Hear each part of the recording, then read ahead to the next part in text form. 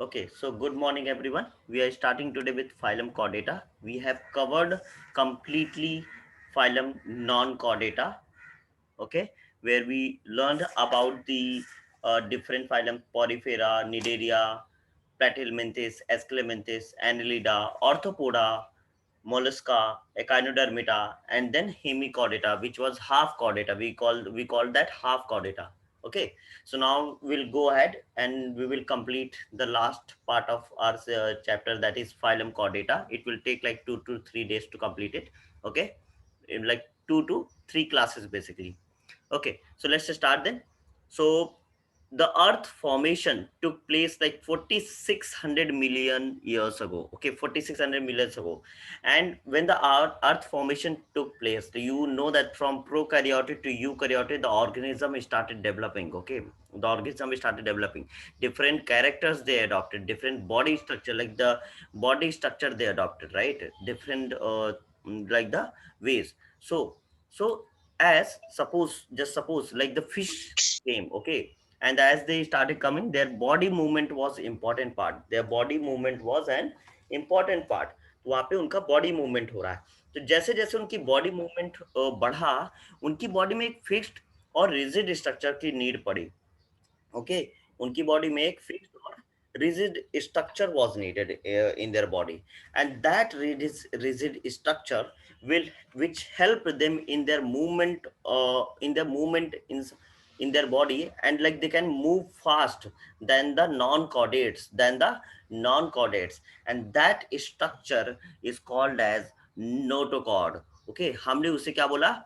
Notochord बोला. और जो उनकी पूरी बॉडी में प्रेजेंट था, from from starting to like that, from head to tail, the notochord. Okay, we also have understood basic of notochord. Let's revise it again. Let's see this again. So again, like this structure which supports the body, okay, the structure or rigid rod like structure, a rigid rod like structure. Okay, the rigid rod like structure which supports the body and helps in the movement. Okay, that is called notochord. Another way to understand this notochord is, noto means back, noto means back, and cord is means rod, cord means rod. So notochord, the backbone, the back rod. Okay, so this will make it easier for you. So all the organism जिनकी life में कभी ना कभी किसी भी एक stage पे अगर ये छोटा सा भी नोटोकॉर्ड रहा है, उनके बैकबोन रहा है, we call them phylum chordata. हम उन्हें फाइलम कॉर्डेटा एनिमल्स बोलते हैं. मतलब those animals come in phylum chordata. What am I saying here again, like किसी ना किसी एक लाइफ के स्टेज में उनमें नोटोकॉर्ड रहा होगा. So the organism that had a notochord at any stage in their life cycle are called as chordate. हम उन्हें chordate कहते हैं. लाइफ के किसी भी साइकिल पे, किसी भी स्टेज पे अगर उनमें थोड़ा सा भी नोटोकॉर्ड रहा है, we will call them chordates. Notochord is a rod-like structure that runs along the back of the organism. It is always on the dorsal side of the organism. Okay, the dorsal side of the organism. Just remember dorsal side. Yeah, and this also separates. Okay, this also separates the nerve cord from the body parts. Okay, so nerve cord को एक separate करके भी रखता है. That is there. Now you can think it, whether the humans have the notochord or not. Yes, every again, all those animals, human come under the animal kingdom. So all those animals, okay, all those like organisms, I would say, all those organisms which had a notochord at any stage in their life is called as, are called chordates. Okay, now let's start it properly now. And phylum chordata, again, organism that had a notochord at any stage in their life cycle are called chordates. Okay, let's discuss some important characters of phylum chordates. Okay, some important characters here, and those are basically these. Notochord is present in body during at least any developmental stage. So yes, you can say the humans also have the notochord. जब embryonic development होता है, जब embryonic stage पे होता है, तो yes, the human baby, the embryo that has a notochord. But वो जैसे जैसे डेवलप होती है body, so it converts into the vertebral column. अभी हम इसको समझेंगे कुछ ही टाइम में, but it gets converted into the vertebral column. Another point is they have the pharyngeal gill slits, very important.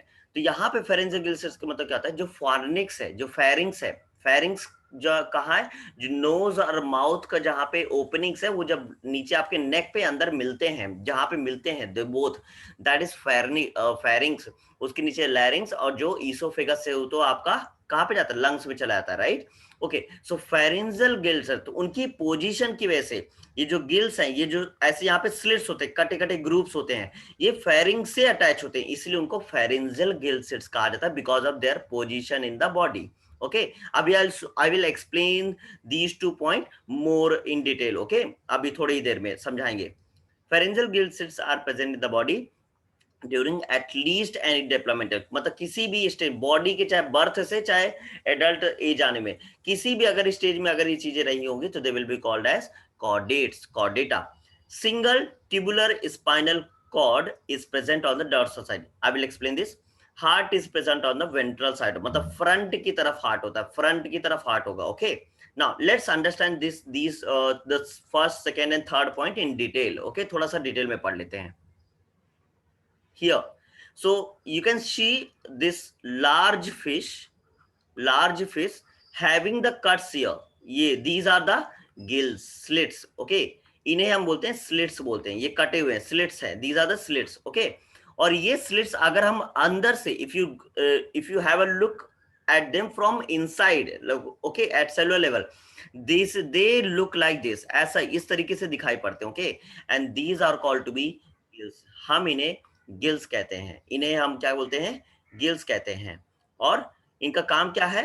what they do here, पहले समझ लीजिए. ये फ्रंट साइड में है, थोड़ा सा साइड में है, फ्रंट साइड में है, from inside, basically from inside.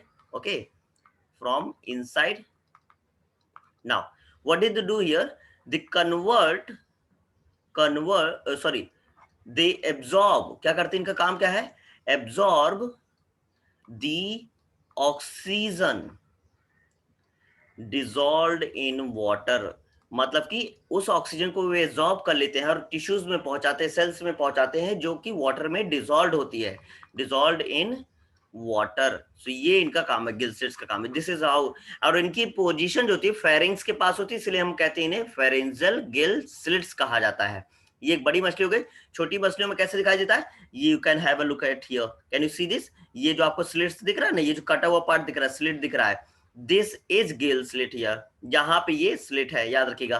Gill slit इसको कहेंगे, गिल स्लिट कहेंगे इसको. ठीक है, तो फेरिंग्स की पोजीशन की वजह से हम इन्हें क्या बोलते हैं? फेरेंजियल गिल स्लिट्स कहते हैं. तो this clear this second point. यहाँ पे ये सेकेंड पॉइंट आपका क्लियर हो गया. Now let's also understand the third and the first point. जब भी एक एम्ब्रियो है, कोई चाहे ह्यूमन हो चाहे जो भी हो, दे हैव दी नोटोकॉर्ड. ये रॉड लाइक स्ट्रक्चर जो आपको दिख रहा है ना, rod like structure, they have the notochord. Also at embryonic stage we have the pharyngeal gill slits, मतलब स्लिट्स होते हैं छोटे छोटे. फेरिंग्स मतलब कि आपका जो फेरिंग्स है पार्ट है, वो स्लिट्स के फॉर्म में होता है, छोटे छोटे ग्रुप्स कटे होते हैं, कटे के फॉर्म होता है. और जैसे जैसे एक ह्यूमन बेबी एडल्ट बनता है, एडल्ट में आता है, this notochord converts into the vertebral column. मतलब कि एक आपका यहाँ पे स्पाइनल कॉर्ड हो गया, जो सेंटर पे होता है, spinal cord. Okay, spinal cord.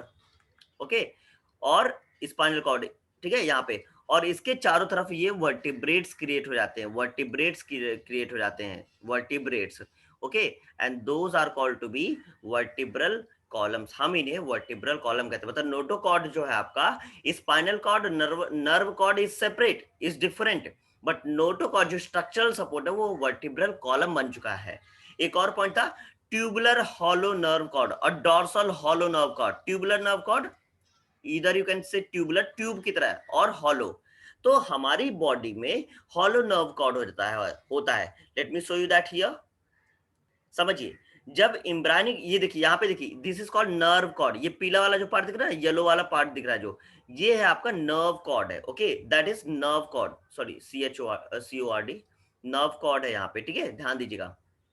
ठीक है, नर्व कॉर्ड है। अब सुनिए ध्यान से, जब एक एम्ब्रायनिक स्टेज पे होता है बेबी, तो वो ऐसे डेवलप होता है, नर्व कॉर्ड इस तरीके से डेवलप होता है, इस तरीके से नर्व कॉर्ड होता है। ये नर्व कॉर्ड है आपका, समझिएगा, नर्व कॉर्ड है। ठीक है, समझिए, नर्व कॉर्ड है। कैसे, थोड़ा और डिटेल में समझते हैं।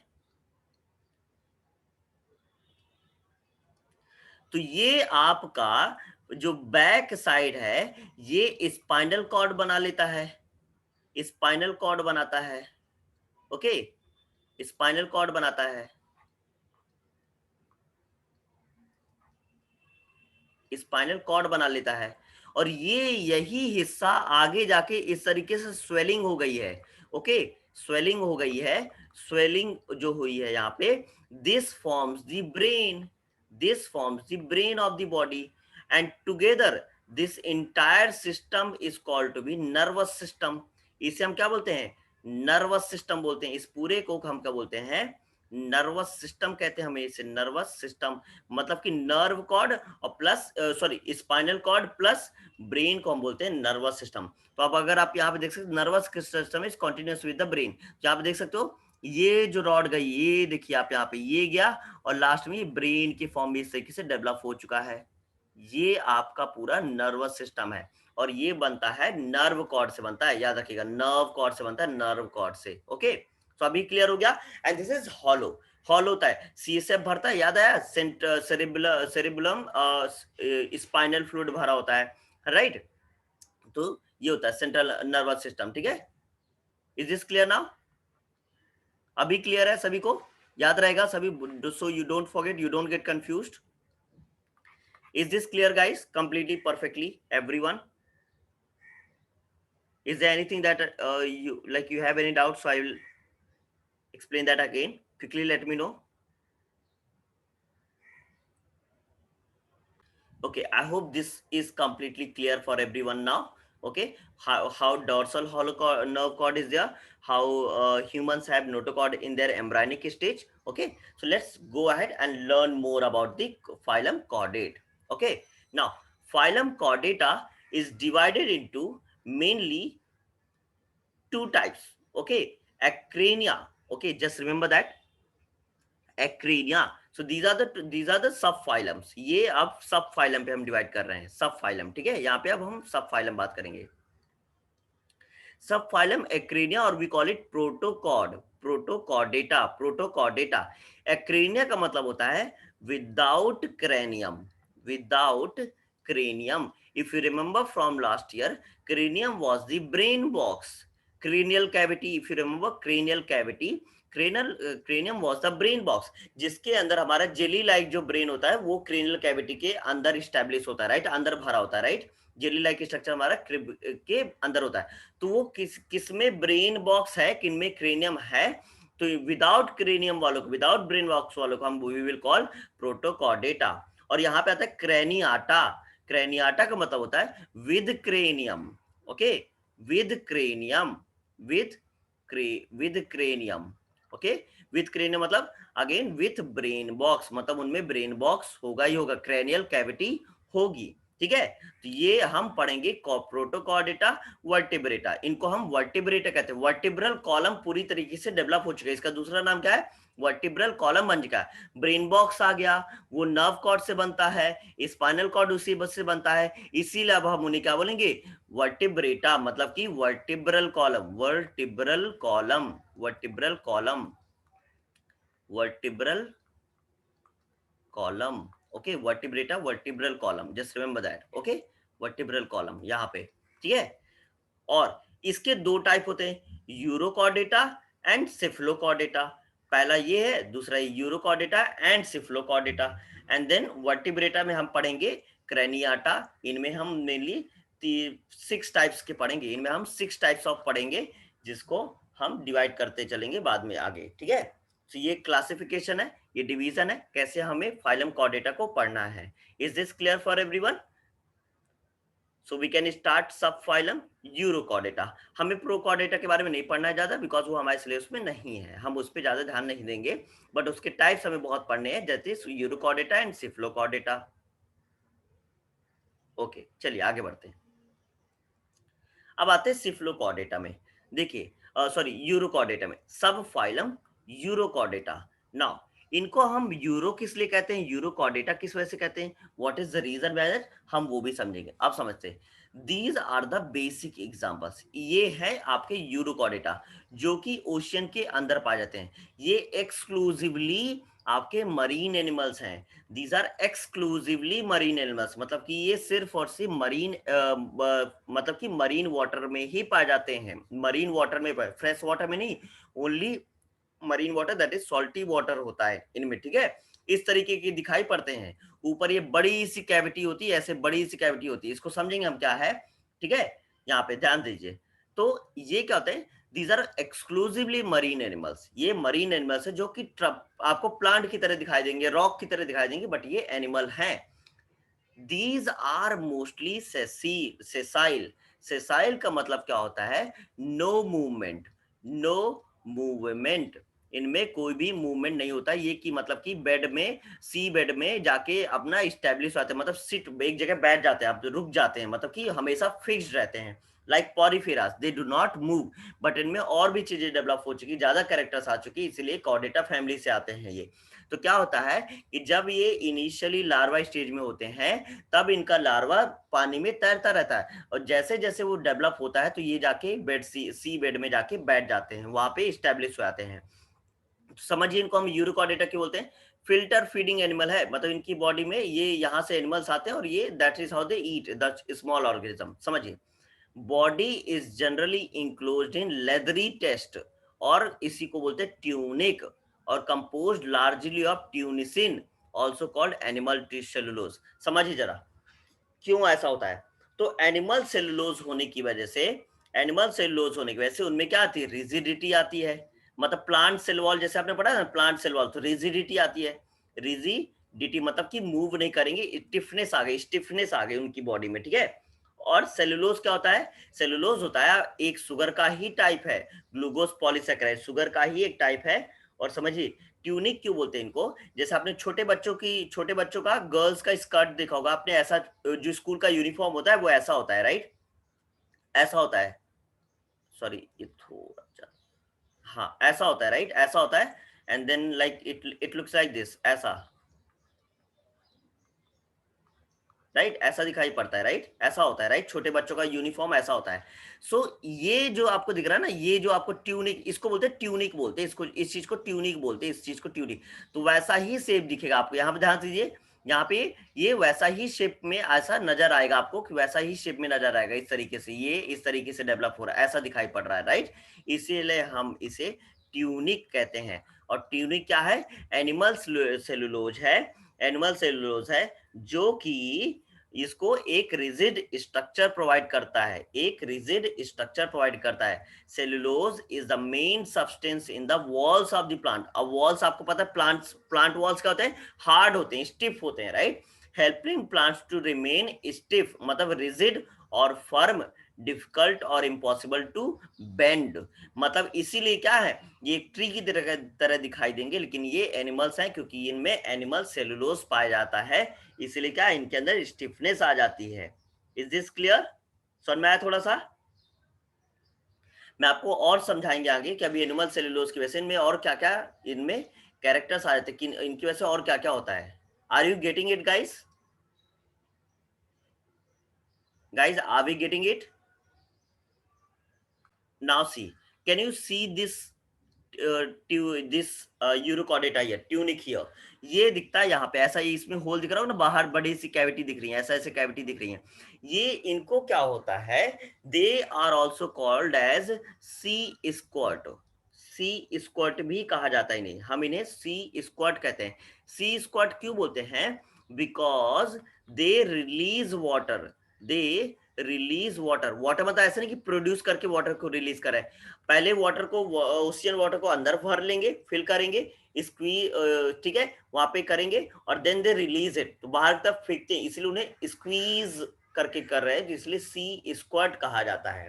ठीक है, आप समझिए, जब एक ये लार्वा स्टेज में होते हैं, when they are in the larva stage, when they are in the larva stage, they have the notochord present in their tail region, उनकी टेल, पूंछ के हिस्से में नोटोकॉर्ड प्रेजेंट होता है।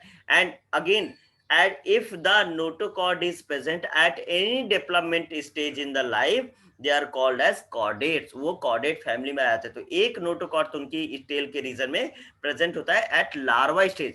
जैसे जब लार्वा स्टेज में होते हैं तो उनका लार्वा क्या होता है, वो ओशन में ऐसे ही स्विमिंग करता रहता है, घूमता रहता है, और जैसे जैसे वो बड़े होते हैं तो वो क्या होते हैं आपके, जैसे जैसे लार्वा से मेटामॉर्फिस स्टेज में आते हैं, जैसे जैसे लार्वा से मेटामॉर्फिस स्टेज में आते हैं, they get settle down in the ocean bed और टुवर्ड्स दी रॉक, रॉक के साथ भी सेटल हो जाते हैं, मतलब वहां पे स्टेबल हो जाते हैं एक जगह पे, and then they do not move, वो कभी भी फिर मूव नहीं करते हैं। और इस तरीके से, तो आपने ये देखा होगा, इस तरीके के ये है यूरोकॉर्डेटा, इस तरीके के आपने शायद अक्सा बीच में देखा हो, चाहे कहीं भी कभी गए होगे तो ऐसे गांव में देखा होगा। दीज, इस तरीके से उनकी बॉडी हार्ड हो जाती है, प्लांट सेलुलोज होने की वजह से उनकी बॉडी हार्ड हो जाती है। And you must have seen these like in puja, घर की पूजा में, लाइक गांव में शंख वगैरह यूज करते हैं, तो वहां पे देखा होगा। तो ये एग्जाम्पल है हर्डमेनिया का, ये आपका हर्डमेनिया है, इसे कहते हैं हर्डमेनिया।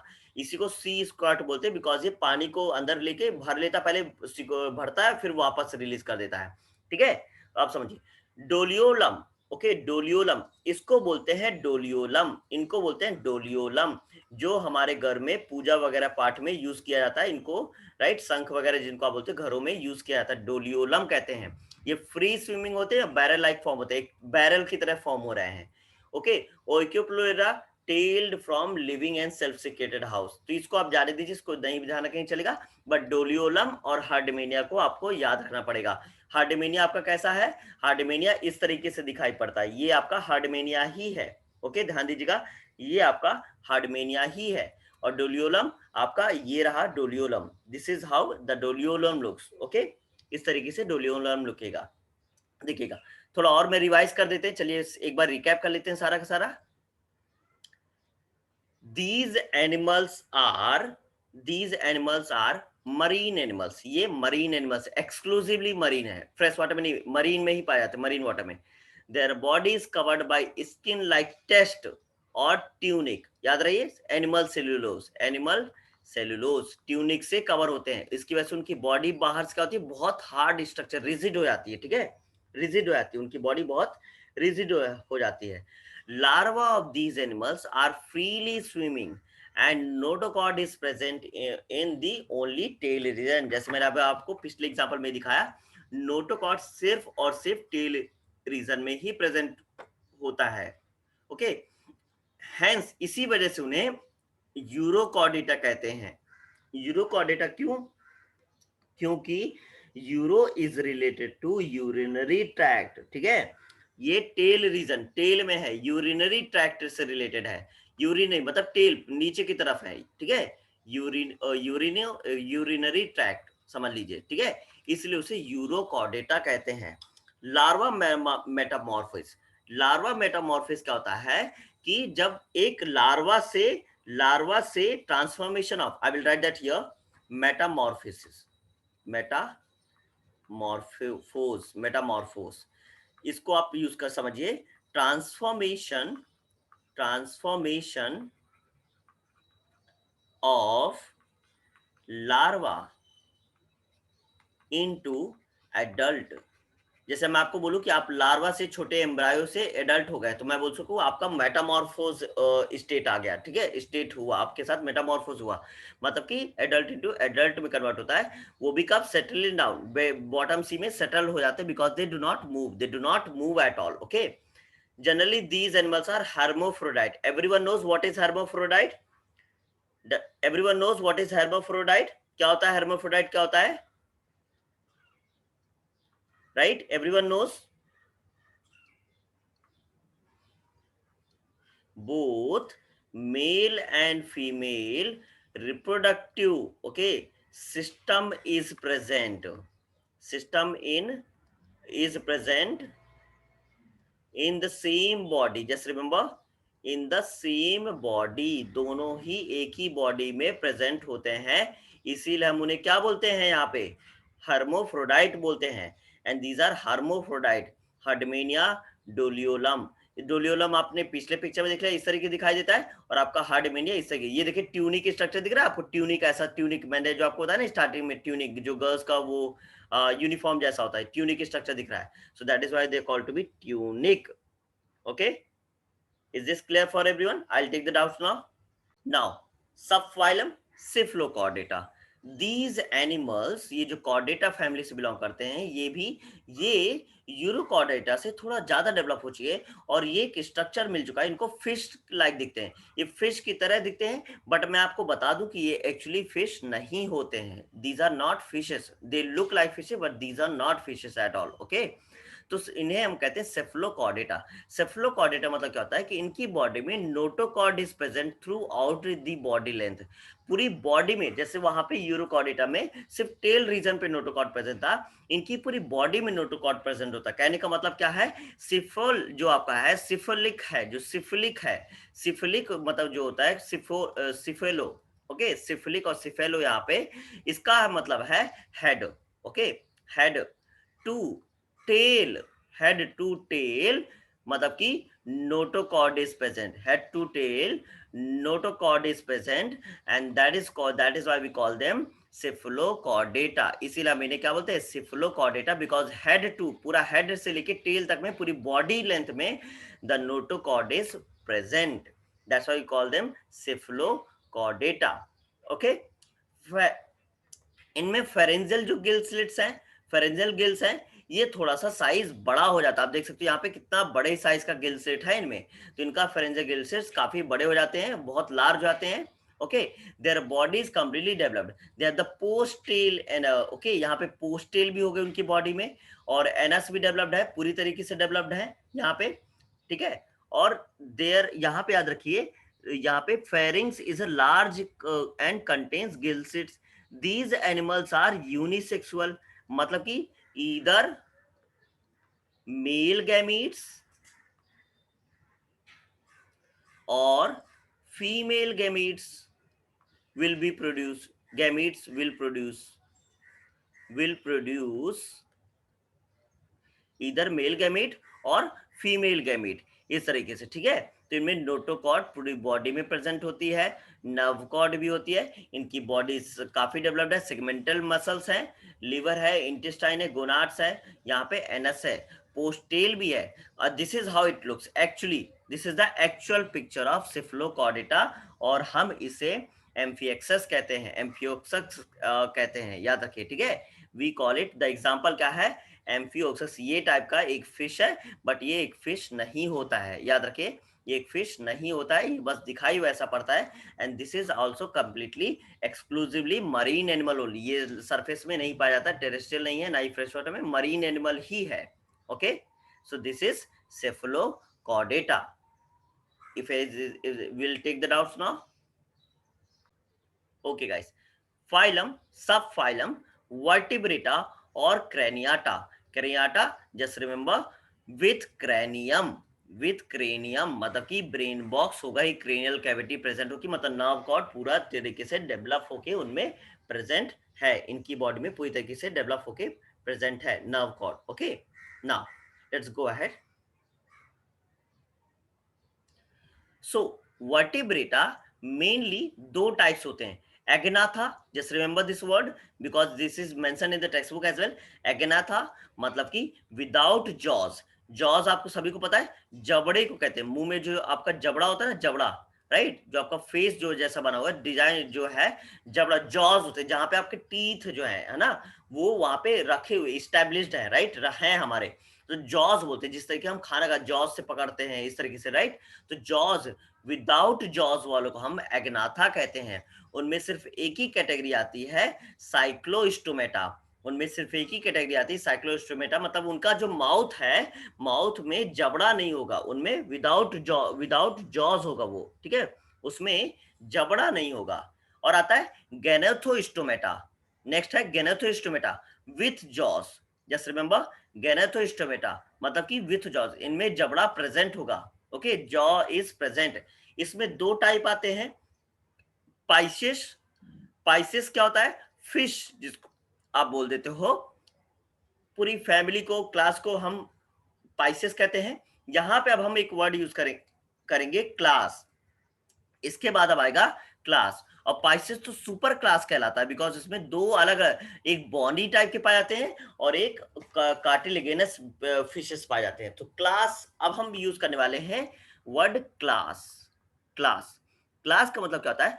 फाइलम से नीचे आते हैं, जैसे किंगडम, किंगडम के बाद फाइलम, फाइलम के बाद क्लास। क्लास का होता है कि एनिमल्स, एनिमल्स हैविंग हेयर्स, फर, मिल्क ग्लैंड्स, इनमें मतलब कि बॉडी और भी ज्यादा डेवलप हो चुकी है, मिल्क ग्लैंड्स आ चुके हैं, दे लाइक इस तरीके से वो धीरे धीरे बढ़ रहे हैं। तो उनको अब हम क्या बोलते हैं? फाइलम ना बोल के हम क्लास अब पढ़ने जा रहे हैं, बिकॉज फाइलम का भी सब पार्ट है क्लास, छोटा उसके नीचे भी आता है, डोमेन में उसके नीचे आता है फाइलम के, ठीक है।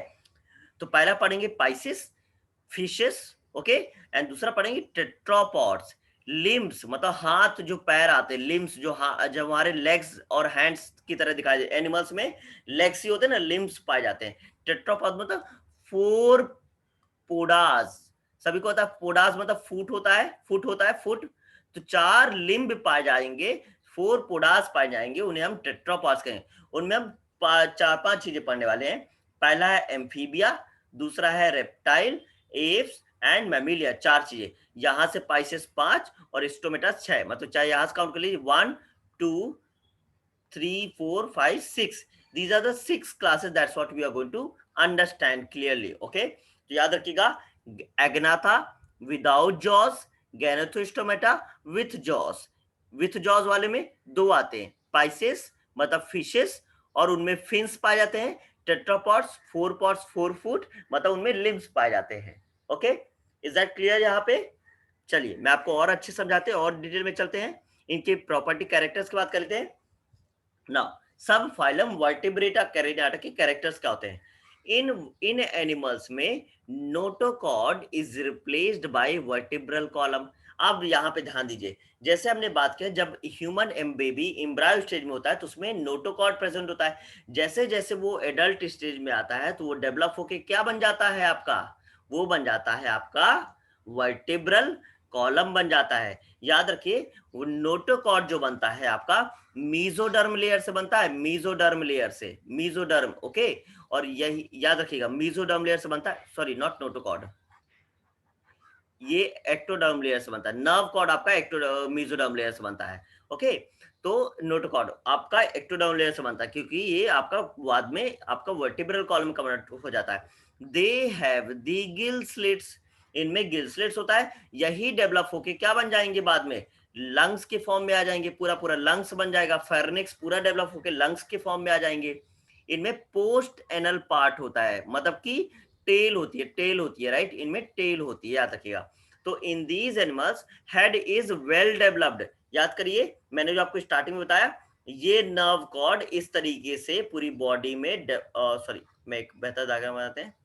नर्व कॉर्ड पूरी तरीके से बॉडी में डेवलप हो चुकी होती है, इस तरीके से नर्व कॉर्ड। ये आपका बन जाता है स्पाइनल कॉर्ड, पीछे वाला हिस्सा जो बैक साइड है इसका स्पाइनल कॉर्ड बन गया, back side, okay, back side, back side. और जो फ्रंट साइड है, जो फ्रंट साइड है यहाँ पे, वो क्या बना दिया? ब्रेन बन गया, ब्रेन। तो पूरा, और इस पूरे सिस्टम को क्या बनाया हमने? क्या बोला? नर्व कॉर्ड कहा हमने, इस पूरे को क्या कहा? नर्व कॉर्ड कहा, नर्व कॉर्ड कहा। और इस सिस्टम पूरा क्या बनाता है? नर्वस सिस्टम बनाता है। मैं आपको कितनी इंफॉर्मेशन दे रहे हैं, एक्स्ट्रा इंफॉर्मेशन दे रहे हैं, जिससे आपको ये रियल लाइफ में भी बहुत इजी लगे और आसान लगे और समझ में भी आए आपको। जो भी आप पढ़ रहे हैं बहुत अच्छे से पढ़ें, ठीक है। ये जो स्वेल्ड फॉर्म है ना, front part is get swelled, याद रखिए गेट स्वेल्ड। तो स्वेलिंग पार्ट वाला ब्रेन बना देता है नर्व कॉर्ड का, ठीक है। Forms brain, forms brain, brain बना देता है, ठीक है। यहाँ पे समझ गए, डॉर्सल हॉलो नर्व कॉर्ड पाई जाती है इनमें, डॉर्सल हॉलो और ट्यूबुलर हॉलो नर्व कॉर्ड बोल दीजिए, क्योंकि हमारी बॉडी में जो नर्व कॉर्ड होती है वो हॉलो होती है, उसमें फ्लूइड भरा होता है अंदर, बोन मैरो आपने समझते हो, राइट, जानते हैं, right. Now brain is protected by cranium. देखिए मैंने आपको स्टार्टिंग में बोला था क्रेनियम, मतलब कि इनको हम क्या बोलते हैं, इनको हम गैनेथोस्टोमेटा विथ जॉ, सॉरी, हम इनको क्रेनियाटा बोलते हैं, क्रेनियाटा मतलब विथ क्रेनियम है। एंडोस्केलेटन इज ईदर कार्टिलेगेनस और बोनी। कार्टिलेगेनस का मतलब क्या होता है, सॉफ्ट बोन्स, सॉफ्ट बोन्स, जैसे आपके ईयर पिन्ना में पाया जाता है, अगर आप उसको खींचोगे तो पेन होता है, बट वो टूटता नहीं है, बोन नहीं है कि वो क्रैक हो जाएगा, सॉफ्ट बोन्स है। कार्टिलेजेस पाए जाते हैं, कार्टिलेजेस पाए जाते हैं, कार्टिलेजेस और कहाँ पाए जाते हैं, कौन एग्जांपल देगा मुझे, where else you see the cartilages, cartilages और कहाँ पे पाए जाएंगे, who will tell me in the chat box, cartilages bones जो होती हैं, सॉफ्ट बोन्स, और कहाँ पे मिलेंगे आपको, anyone, where else you can see the cartilages, the soft bones? Yes guys, Akash से nose, very good, yes nose cartilage है, तो इसीलिए नोज जल्दी टूट जाती है, हड्डी उसकी जल्दी टूट जाती है अगर उसको इम्पैक्ट किया किसी ने, मार दिया वहां पे तो। सूफिया से joints, very good Sufiya and Akash, joints में पाया जाता है, ईयर में पाया जाता है, आपके जहाँ पे घुटने होते हैं, नी होते हैं, जहाँ पे मेन बोन दो दो हमेशा दो मेन बोन के बीच में हमेशा क्या होता है आपका, एक कार्टिलेजेस भरा ही रहता है, कार्टिलेजेस होता ही होता है, याद रखिएगा, ठीक है।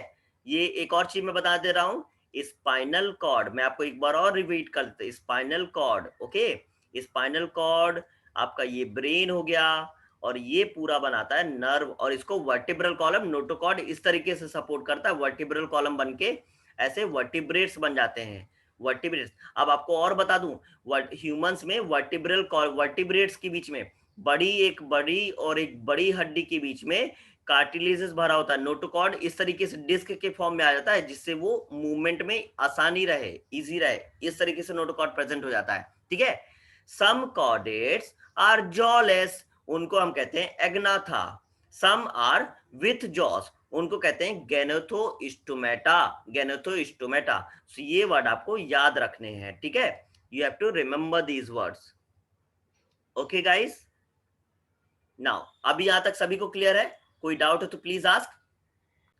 Cranium is nothing but the cranial cavity, बोलते क्रेनियल कैविटी, जिसमें हमारा ब्रेन जो है, हमारा जो ब्रेन भरा हुआ है, हमारा ब्रेन जेली लाइक स्ट्रक्चर होता है, उसको पूरा एक क्रेनियल कैविटी सपोर्ट करता है, पूरा एक बॉक्स सपोर्ट करता है, उसे हम ब्रेन बॉक्स भी कहते हैं, जो कि नर्व कॉर्ड से बनता है, बहुत हार्ड होता है, बहुत स्ट्रांग होता है, right, okay. Another doubt, okay guys, so there is one more important aspect that we need to understand about chordates, और वो क्या है कि कॉर्डेट्स दो दो टाइप के कॉर्डेट्स यहाँ पे डिवाइड किए जाते हैं, दो टाइप के कॉर्डेट्स बोले जाते हैं, एक होते हैं कोल्ड ब्लडेड और एक होते हैं वार्म ब्लडेड। अब आप बोलोगे हम we don't know anything about it, cold blooded warm blooded क्या होता है, ब्लड है बॉडी में वो पता है हमें, ऑक्टोपस के ब्लड का कलर दूसरा है वो भी पता है हमें, क्लब ब्लड का कलर भी दूसरा होता है वो भी हमें पता है, ब्लड ब्लड कैसे कोल्ड और वार्म हो सकता है, क्या हमारा ब्लड कोल्ड है कि वार्म है, तो हम ब्लड के कंडीशन पे नहीं बोलते हैं, सर्वाइवल पे कंडीशन पे बोलते हैं, कैसे वो बाहर एटमॉस्फेयर से रिएक्ट करते हैं।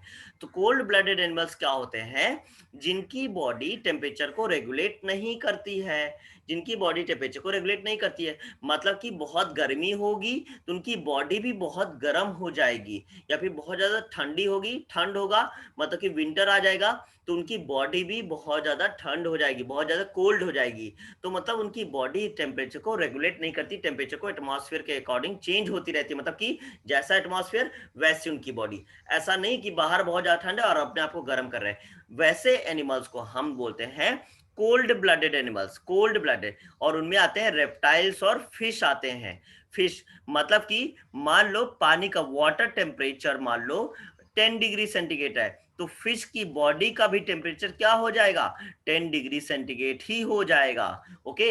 एंड एक्सट्रीम टेम्परेचर और टेम्परेचर की वजह से चाहे बहुत ज्यादा ठंड पड़ जाएगी या फिर बहुत ज्यादा गर्मी पड़ जाएगी, उसमें वहां पे एनिमल सरवाइव नहीं कर पाते, they find it difficult to survive, okay, these animals find difficult to survive. अगर आपने कभी नोटिस किया हो, कई सारे ऑर्गेनिज्म जो है गर्मियों में नहीं दिखाई देते लेकिन ठंडियों में आते हैं, राइट। जैसे कि मॉस्किटोज ले, गर्मियों में कम होते हैं, ठंडियों में ज्यादा हो जाते हैं, राइट, थोड़ा सा भी जब होता है। ऐसा इसी वजह से होता है because they are cold blooded animals, उनमें कोल्ड ब्लडेड होता है, मतलब कि वो सर्वाइव नहीं कर पाते हैं एक्सट्रीम कोल्ड और एक्सट्रीम मतलब कि हीट को।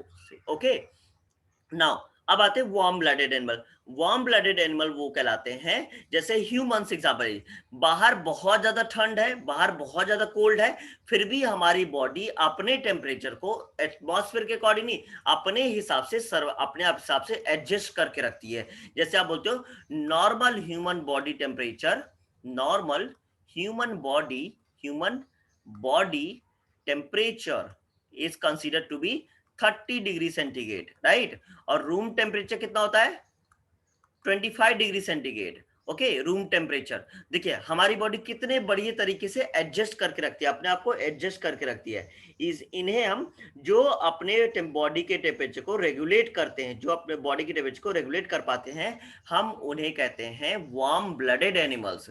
उन्हें हम वार्म ब्लडेड एनिमल्स कहते हैं। जैसे ह्यूमंस हो गए, ओके, आपके मैमल्स हो गए, जितने भी मैमल्स हैं वो अपने बॉडी को क्या कर सकते हैं, मैमल्स मतलब कि रेगुलेट कर पाते हो, इसीलिए वो सर्वाइव। जैसे काऊ हो गया, गर्मियों आप घोड़ों को देखिए, हॉर्सेस को देख लीजिए, कितना ठंड पड़ता है, कितनी विंटर कोल्ड होता है, still they survive, right, because उनकी बॉडी अपने इनसाइड टेम्परेचर को, बॉडी टेम्परेचर को, इंटरनल बॉडी टेम्परेचर को क्या करती है, मेंटेन कर लेती है। Maintain constant internal body temperature to survive in any temperature range, that adaptation कर लेते हैं, इसीलिए कहते हैं उन्हें वार्म ब्लडेड एनिमल्स। हम उन्हें वार्म ब्लडेड एनिमल्स कहते हैं। और इसके लिए एक नाम दिया गया है एंडोथर्म। एंडो मतलब सभी को पता है, इनसाइड, इनर, ओके, इनर। और इन्हें को बोलते हैं होम्योथर्मिक और वार्म ब्लडेड, होम्योथर्मिक। और एक्टोथर्मिक मतलब एक्टो मतलब आउटर, एक्टोथर्मिक और पोइकिलोथर्मिक बोलते हैं। इन्हीं को हम क्या होते हैं, पोइकिलोथर्मिक और cold blooded. Okay, so you need to remember the poikilothermic and homeothermic because this is important. ये आपके टेक्स्ट बुक में है and this is important for the exam point of view also. The name poikilothermic और homeothermic both are important, both the names are important, that is they both are mentioned in the textbook as well. Okay, are we clear here? I'll take the doubts now.